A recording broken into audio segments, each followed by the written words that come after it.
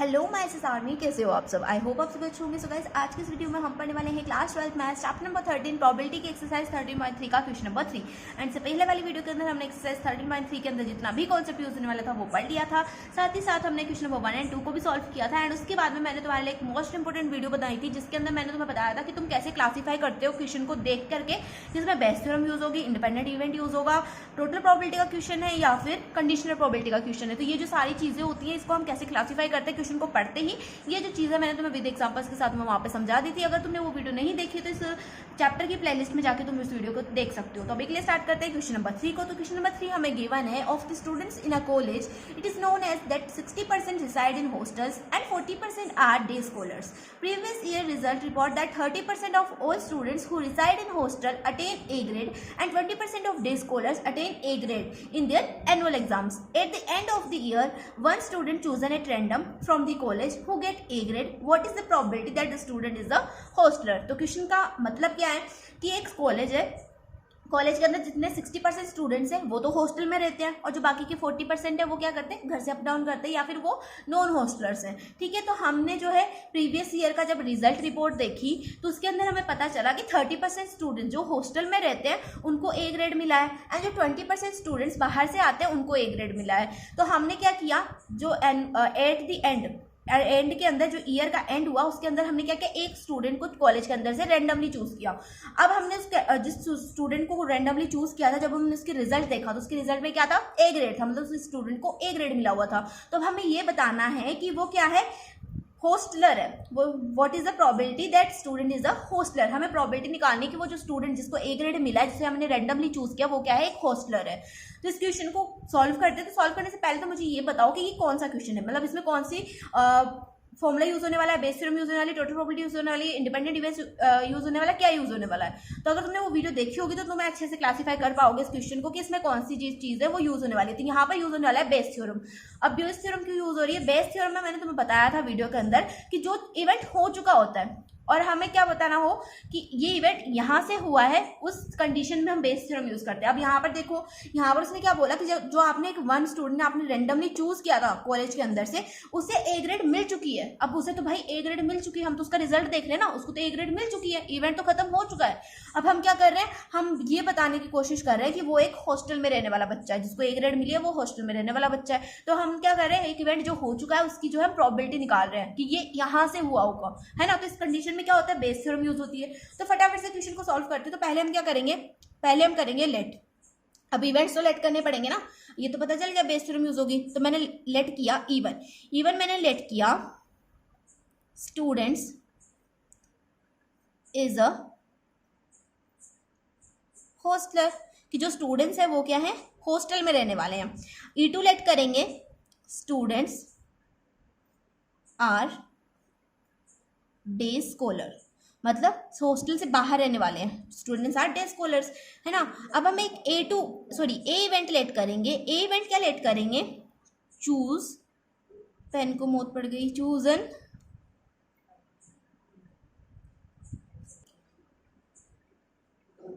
Students gets grade A. हमने a event late किया कि हमने जो स्टूडेंट चूज किया उसने क्या मिला, ए ग्रेड मिला। ठीक है, अब हम क्या करेंगे, पहले निकालेंगे प्रोबेबिलिटी ऑफ E1। अब मुझे बताओ कितने स्टूडेंट्स हॉस्टल में रहते हैं, 60% रहते हैं, दे दूँ। अब परसेंट को क्या लिख सकते हो तुम, 100 लिख सकते हो अपॉन में, 60/100, 10 से 10 कैंसिल, यहाँ पर हम लिख सकते हैं 0.6, 6/10 था ना, तो ये क्या लग गया, ऊपर पॉइंट लग गया ना। देखो अब निकालें probability of E2, probability of E2। अब नॉन हॉस्टलर्स कितने हैं, 40% है। अब 40% को क्या लिख सकते हैं, 40/100 लिख सकते हैं, 10 से 10 कैंसिल, यहाँ पर हो जाएगा 0.4। यहाँ तक सबको क्लियर हो गया होगा आई थिंक। ठीक है, अब हम निकालेंगे प्रोबेबिलिटी ऑफ A/E1। अब बेस थ्योरम से मुझे लगता है तुम्हें सबको याद होगी, है ना, याद नहीं है तो याद कर लो, बहुत इंपॉर्टेंट है। तो प्रोबेबिलिटी ऑफ A/E1 क्या होगा, कितने स्टूडेंट्स थे हॉस्टल के अंदर से जिन्होंने क्या मिला, ए ग्रेड मिला। 30% स्टूडेंट्स थे यार, 30% स्टूडेंट्स थे। अभी यहाँ पर ए क्या मैंने चूज किया, choose an student gets grade A, जो स्टूडेंट्स ग्रेड ए लेके आए हैं उनको हम चूज करें। तो A/E1 तो 30% थे, 30%। अब 30% को क्या लिख सकते हो, 0.3 लिख सकते हैं ना, 30/100 करके। अब प्रोबेबिलिटी ऑफ A/E2 निकालेंगे तो कितने स्टूडेंट्स है नॉन हॉस्टल जिनको क्या मिला, ए ग्रेड मिला। वो थे 20%, 20% को हम लिख सकते हैं 0.2। तो ये हमारे पास आ गई वैल्यूज। अब हम क्या करेंगे, डायरेक्ट लगाएंगे बेस थ्योरम। अब बेस थ्योरम तो मुझे लगता है सबको याद हो, तो चलो अब फटाफट से लिखते हैं Bayes theorem. By Bayes theorem, ये जो लाइन है ना ये लिख देना, ताकि तुम्हारा जो एग्जामिनर हो ना उसको पता चल जाए कि बच्चा किससे कर रहा है। Probability of E1 by A is equal to हो जाएगा probability of E1 dot probability of A by E1 upon में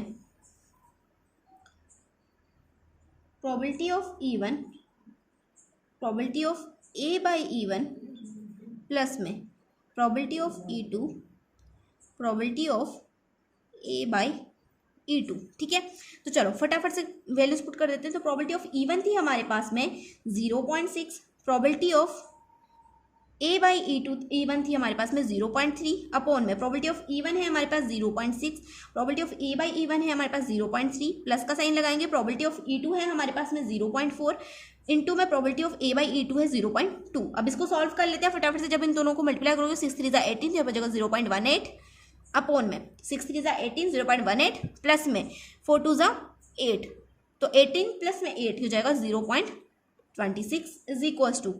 अब यहाँ पे क्या करेंगे, पॉइंट हटेगा, यहाँ पर जो है लगेगा, फिर वो कैंसिल हो जाएगा, 100 से 100 कैंसिल हो जाएगा ना। अब देखो यहाँ पर 18 से पॉइंट हटेगा, यहाँ पे 100 लगेगा, मैं बता ही देती हूँ। यहाँ से पॉइंट हटा, यहाँ पे 100 लगा, 100 है 100 कैंसिल, यहाँ पर हो जाएगा 18 अपॉन में 26। 18 अपॉन 26 को तुम कट करोगे तो हो जाएगा 9 अपॉन में 13। अब ये मत पूछना दीदू किससे कट किया, ठीक है। चलो अब स्टार्ट करते हैं। यहाँ पर तुम्हारा ये जो क्वेश्चन नंबर 3 था वो एंड हो गया। अब हम देखेंगे क्वेश्चन नंबर 4 को। So question number 4 हमें given है, in answering a question on a multiple choice test, a student either knows the answer or guess. Let 3/4 be the probability that he knows the answer and 1/4 be the probability that he guess. Assuming that a student who guesses that the answer will be correct with probability 1/4, what is the probability that the student knows the answer given that he answered it correctly?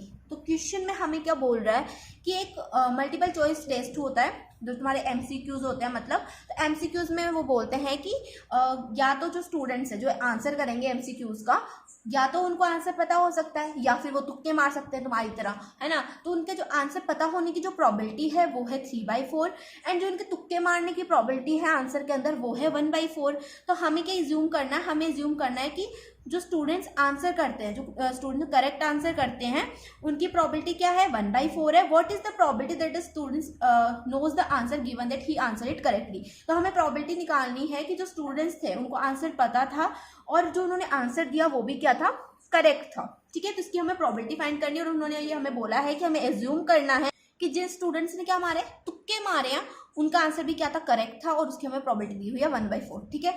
सो यहाँ पर हमारा जो question है मेरे को लगता है तुम्हें समझ में आ गया होगा। अब तुम्हें जो है कंफ्यूजन होगा कि बेस थ्योरम है या फिर दूसरी टोटल प्रोबेबिलिटी है। अगर वीडियो नहीं देखी होगी तो तुम्हें ये कंफ्यूजन होगा, है ना। तो देखो इसमें क्या बोला उसने, हमें क्या करना है, हमें बताना है, हमें क्या गिवन है कि जो स्टूडेंट ने गेस किया है आंसर को, है ना, उन्होंने भी आंसर करेक्ट दिया है, इसकी प्रोबेबिलिटी है 1/4। अब हमें क्या बताना है, हमें प्रोबेबिलिटी बतानी है कि जो स्टूडेंट्स को आंसर पता था उनका आंसर भी क्या है, करेक्ट है। ये हमें प्रोबेबिलिटी बतानी है। तो हमें एक इवेंट गिवन है जो कि हो चुका है, स्टूडेंट्स आंसर कर चुके हैं और उन्होंने करेक्ट आंसर किया जिन्होंने गेस किया था।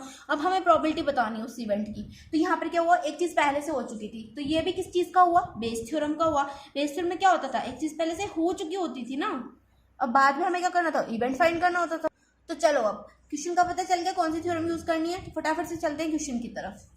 तो चलो भाई लोग, पहले तो हम करेंगे लेट। तो लेट कर लेते हैं, लेट E1 मैंने लेट किया, 1 मिनट बस, E1 मैंने लेट किया द स्टूडेंट नोज द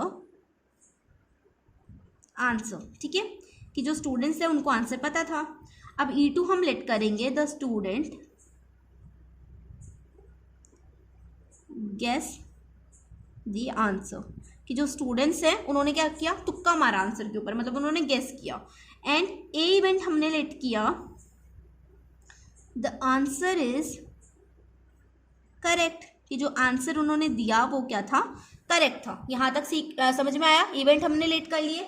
अब देखो अगर मैं निकालूं probability of E1, probability of E1 कितने स्टूडेंट्स थे, तो ये देखो हमें जो प्रोबेबिलिटी गिवन थी वो 3/4 गिवन थी, है ना। Probability of E2, probability of E2 हमें गिवन थी 1/4, ये तो हमें गिवन था यहाँ तक तो, है ना। अब अगर मैं निकालूँ प्रोबेबिलिटी ऑफ E/E1, तो प्रोबेबिलिटी ऑफ E/E1 हम लिख देते हैं 1। अब 1 क्यों लिख रहे हैं? द आंसर इज करेक्ट, तो यहाँ पर क्या है E1, the student knows the answer, तो जो स्टूडेंट्स आंसर जानते थे उन्होंने आंसर करेक्ट किया, इसकी प्रोबेबिलिटी क्या है?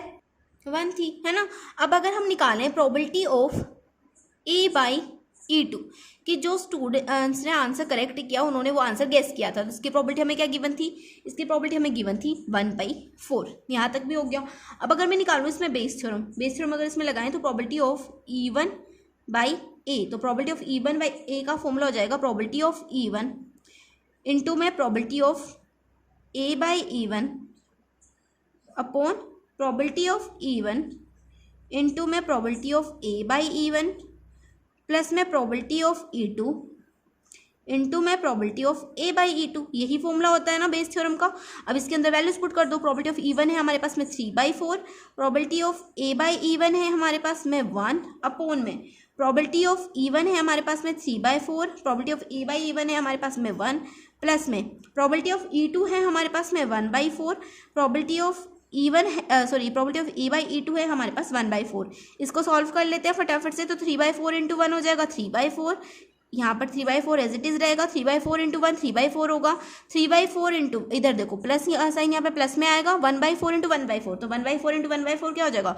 1 अपॉन में 8 नहीं होगा यहाँ पे, 4 4 जाता है 16, तो 1 अपॉन में 16 हो जाएगा, तो 3/4 प्लस में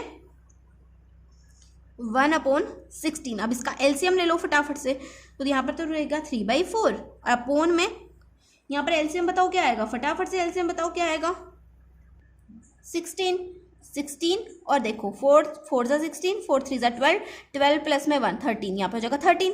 अब इसको अगर सॉल्व करें तो यहाँ पर तो आएगा 3/4 इंटू में ये जो चीज़ है ये ऊपर चल जाएगी, जैसे ऊपर जाएगी तो ये उल्टी हो जाएगी, यहाँ पे 13/16 है, ऊपर जाते हो जाएगा 16/13, तो 4 से तुम 16 को कट करोगे तो 4 से 16 कट होगा 4 टाइम्स, 4 3 ज़ा होता है 12, ये 4 और ये 3, ठीक है, 12 अपॉन में आ जाएगा 13, तो ये आ गई हमारे पास में प्रोबेबिलिटी। ठीक है, तो यहाँ पर हमारा क्वेश्चन नंबर 4 भी कंप्लीट होता है। एंड वीडियो ज़्यादा लेंथी ना हो जाए इसके लिए हम इस वीडियो को यहीं पर एंड करते हैं, ताकि जो है तुम ज़्यादा बोर भी ना हो प्रोबेबिलिटी पढ़कर। एंड मुझे लगता है जो भी बच्चे बोलते थे कि इंटीग्रेशन डिफरेंशिएशन से प्रोबेबिलिटी ज़्यादा डिफिकल्ट है, उनको अब डिफिकल्ट नहीं लग रही होगी, क्योंकि मैंने बहुत ज़्यादा सिंपल वे में तुम्हें जो क्वेश्चन सॉल्व करके दिखाए हैं। So that's all for this video, thanks for watching this video. अगर तुम्हें अपनी दीदू की बकबक ज़्यादा सुननी है तो इस चैनल को सब्सक्राइब कर लेना, एंड साथ ही साथ जो है बेल आइकन को भी प्रेस कर देना, ताकि तुम्हें मेरी वीडियोस की नोटिफिकेशन मिलती रहे। तो मिलते हैं ऐसी नई वीडियोस के साथ साथ, तब तक के लिए बाय बाय, टेक केयर।